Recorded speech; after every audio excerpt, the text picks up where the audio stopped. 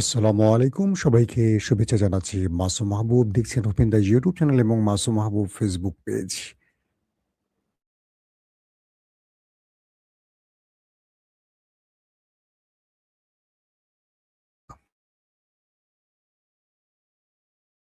আমি কথা বলছি। অর্থাৎ মাসুম মাহবুব ফেসবুক আর ওপেন দ্য ইউটিউব চ্যানেল এই দুটো হলো আমাদের। আর আমাদের ডকুমেন্টেশন এর জন্য একটা স্পেশাল চ্যানেল করা হয়েছে ওপেন ভিউ টিভি। আর সেখানে আপনারা দেখলে বুঝবেন নতুন একটি চ্যানেল ওপেন ভিউ টিভি। এই ৩ টির বাইরে আমাদের কোনো প্ল্যাটফর্ম নেই। বাকিগুলো সব ফেক চ্যানেল। দর্শক যারা শিরোনাম দেখে ঢুকেছেন একেকজনের মনের মধ্যে একেকটা প্রশ্ন তৈরি হয়েছে যে ট্রাম্পের জন্য ইরানের হাত ছেড়ে দিচ্ছে চীন নাকি গলা ধাক্কা দিচ্ছে চীন। দুর্দান্ত কিছু খবর দেব, তারপর আপনারা পুরো বিষয়টি হয়তো স্পষ্ট বুঝতে পারবেন। যখন ট্রাম্প চীনে আছে তখন পাকিস্তান এবং চীনের সফরে আছেন তখন পাকিস্তান এবং ইরান কি করেছে? পাকিস্তান তার ফাত্তা-4 ক্রুজ মিসাইল পরীক্ষা চালিয়েছে। এটা নিয়ে আমি কালকে লাইভে বিস্তারিত বলেছি। একই সময় হরমুজ প্রণালীতে একটি অভিযান চালিয়ে ইরান মার্কিন স্বার্থ সংশ্লিষ্ট জাহাজকে আটক করেছে। অর্থাৎ ট্রাম্পকে বলে দিচ্ছে প্রতিবেশী দুটো মুসলিম দেশ ইরান এবং পাকিস্তান, তুমি যা কিছুই করো না কেন আমরা আমাদের অবস্থানে আছি।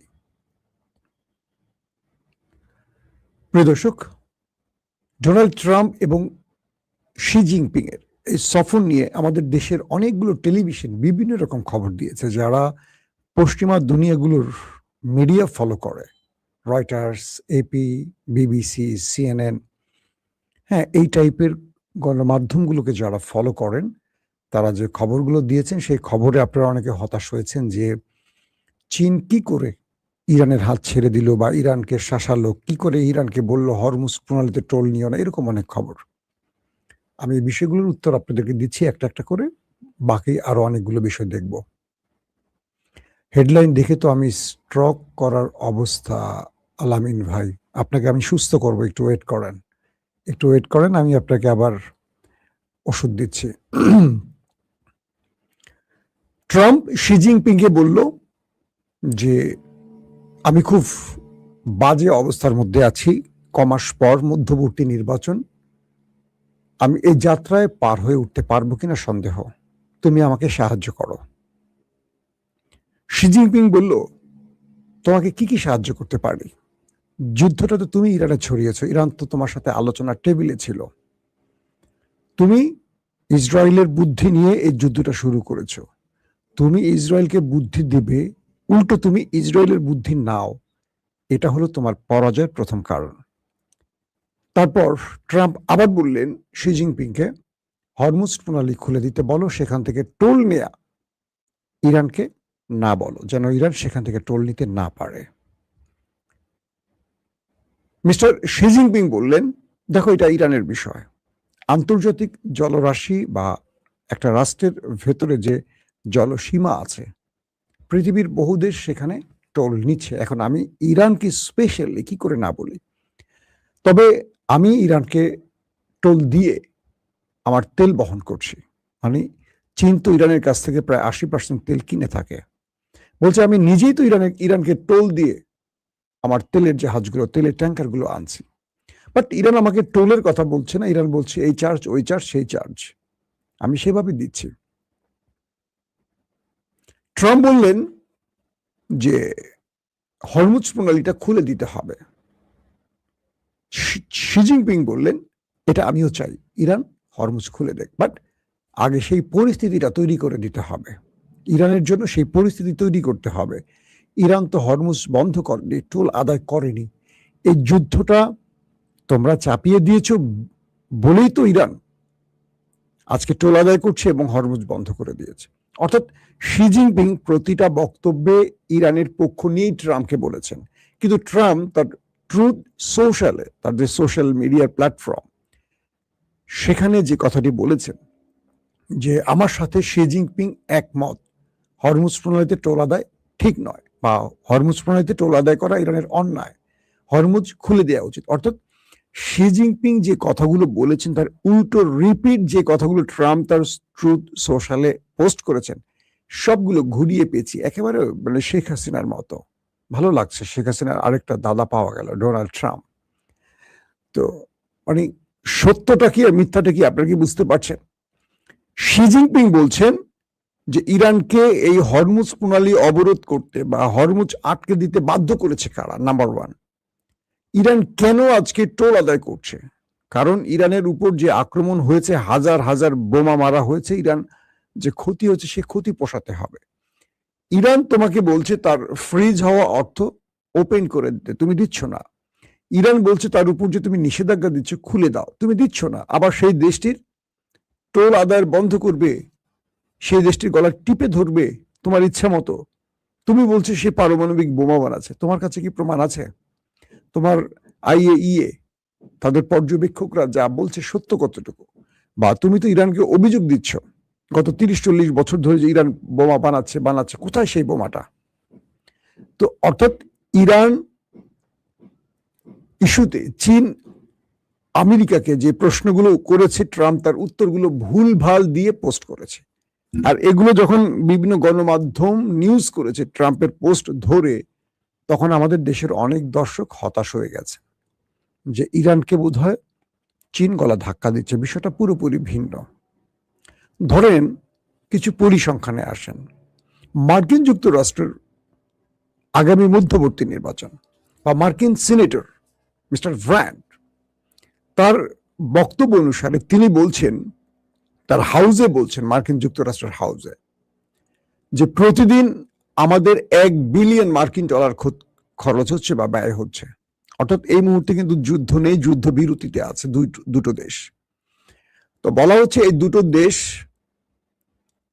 যুদ্ধবিরতির মধ্যে থাকলেও হরমুজ প্রণালীতে বা ওমান সাগরে ইরান মার্কিন যুক্তরাষ্ট্র যে নেভাল ব্লকেট তৈরি করেছে, আরব দুনিয়াতে বা গালফ কান্ট্রি বা আদার্স জায়গায় যে যুদ্ধের জন্য আমেরিকার প্রস্তুতি, বিভিন্ন জায়গায় কমান্ডো প্রস্তুত, যুদ্ধ বিমান প্রস্তুত, এটা সেটা করতে গিয়ে প্রতিদিন একদম পার ডে আমেরিকাকে ব্যয় করতে হচ্ছে $1 বিলিয়ন মার্কিন ডলার। কল্পনা করেন, 1 বিলিয়ন অর্থের জন্য আমাদের মতো দেশ বিশ্ব ব্যাংক থেকে শুরু করে বিভিন্ন মোড়ল দেশের পা ধরে বসে থাকে কয়েক বছর। আর আমেরিকা প্রতিদিন $1 বিলিয়ন খরচ করছে শুধু এই যুদ্ধের প্রস্তুতির জন্য অথবা ইরানকে মোকাবেলার জন্য বিভিন্ন জায়গায় তার অ্যাক্টিভিটিসের জন্য। মার্কিন যুক্তরাষ্ট্রের কংগ্রেসম্যানরা বলছেন, মানে ট্রাম্প শি জিনপিং কে বলছেন প্রায় 18 ট্রিলিয়ন মার্কিন ডলার বিভিন্ন ব্যবসায়ীরা ইরানে কি বলে আমেরিকাতে প্রস্তুত রেখেছে। একটা বড় অর্থনীতির দিকে এগুচ্ছে আমেরিকা। শি জিনপিং বলছেন তোমার অর্থনীতির যদি এই অবস্থা হয়, 18 ট্রিলিয়ন ডলার হয়, তাহলে তোমার শেয়ার বাজার ধপাস করে পড়ে যায় কেন? সপ্তাহে ওঠে কেন? অর্থাৎ ট্রাম্প একটা রূপকথার গল্প নিয়ে হাজির হয়েছিল শি জিনপিং এর কাছে। শি জিনপিং খুব সুন্দর করে সে উত্তরগুলো দিয়ে দিয়েছেন। বিশ্বের কয়েকটি নামি দামি গণমাধ্যম বলছে শি জিনপিং এবং ট্রাম্পের মধ্যে এই বৈঠকটি দেখে মনে হয়েছে যেন ট্রাম্প তার একটা পুরো বহর নিয়ে চীনের কাছে দয়া ভিক্ষা চাইতে গেছে। চীনকে শুধু এটুকু বলতে চাচ্ছে যে তুমি একটু সাহায্য করলে আমি প্রাণে রক্ষা পাই, আমার ফেস সেভিং হয়, আমি মার্কিন যুক্তরাষ্ট্রের ইজ্জত রক্ষা হয়, ট্রাম্পের পথ বেঁচে যায়। আমি বলছি না, বড় বড় গণমাধ্যমগুলো বলছে। এবং আজকে দেখা যাচ্ছে যেই চীনকে দমন করতে, সাইজ করতে আমেরিকা এত স্যাংশন খেলা খেললো, এত নাটক করলো, এত যুদ্ধ ছড়ালো, এত কিছু করলো, সেই আমেরিকার প্রেসিডেন্ট ট্রাম্প চীনের দুয়ারে গিয়ে হাজির হয়েছেন ইরানকে বোঝাতে। এক বাক্যে বলেন, যুদ্ধে পরাজিতরা কি আলোচনায় ডাকে না? আলোচনায় মানে সহজ বাক্যে বলে, যারা যুদ্ধে পরাজিত হয় তারা কি আলোচনা বা শর্ত মেনে নেয় না শর্ত দেয়? ইরান শর্ত দিচ্ছে, মেনে নিচ্ছে কে? আমেরিকা। এই অবস্থা, তার মানে বুঝতে পারছেন যুদ্ধে কে জিতছে। আগামী মধ্যবর্তী নির্বাচনে ট্রাম্পের অবস্থা খুবই করুণ। ট্রাম্প 212 ভোটে জিতেছে, অপোজিট 212 ভোট। সেখানে মাত্র একটি ভোটের হেরফেরে ট্রাম্প টিকে গেছেন, হাউস ভোট যেটাকে বলে। মধ্যবর্তী নির্বাচনে ট্রাম্পের জনপ্রিয়তা 30-35-এ নেমে গেছে এবং হাউস ভোট রিপাবলিকান শিবিরে তার অবস্থা 35-এ চলে এসেছে, 35%।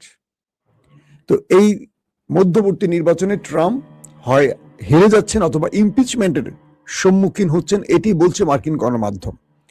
তো এখন ট্রাম্পকে বাঁচতে হলে ইরানের কাছ থেকে একটা ফেস সেভিং তার ফরজে আইন হয়ে গেছে। যদি তিনি এই ফেস সেভিংটা না পান তাহলে তার করুণ পরিণতি আসছে। এই ফেস সেভিংটার জন্যই মূলত তিনি চীনে দৌড়ে গেছেন। পাশাপাশি ইরান যে কাজগুলো করছে, ইরান তো বুঝে গেছে, ইরানের সাথে তো চীনের কথা হচ্ছে প্রতিনিয়ত। ট্রাম্প কি বলেছে, চীন ট্রাম্পকে কি বলেছে, চীন সেই বক্তব্যগুলো আবার ইরানকে পাঠিয়েছে। ইরান তো সব জানে। আমরা হয়তো গণমাধ্যমে দেখছি একটা, বুঝছি একটা, শুনছি একটা। চীন তার প্রতিটি বক্তব্য ট্রাম্পের সাথে হওয়া প্রতিটি ইরানকে জানাচ্ছে। ইরান সেই আলোকে তার বাকি প্রস্তুতি সারছে। এর মধ্যে সৌদি, পাকিস্তান, তুরস্ক, কাতার, তারা যে জোটের কথা ভাবছে, সেই জোট ইরানের বিরুদ্ধে যাবে না আমেরিকার বিরুদ্ধে যাবে, সেগুলো নিয়েও গণমাধ্যম, বিশ্বের পশ্চিমা গণমাধ্যম নানান রকম তথ্য প্রচার করছে। প্রশ্ন হলো, এই ঐক্য নিয়ে বা এই জোট নিয়ে ইসরায়েল কেন ভয় পাচ্ছে? তার মানে এটি আমেরিকার বিপরীতে হচ্ছে। পাশাপাশি সৌদির সাথে ইরানের যে চুক্তির বিষয়টি নিয়ে আজকে আমি সকালবেলা লাইভটি করলাম বেলা 11টায়, ওইটা যদি কেউ না দেখেন মিস করবে।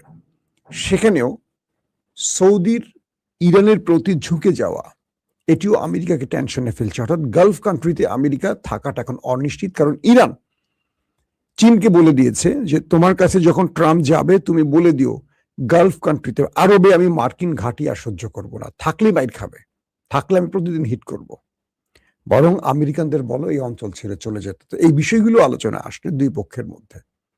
এখন আসেন মুদ্রা কথায়।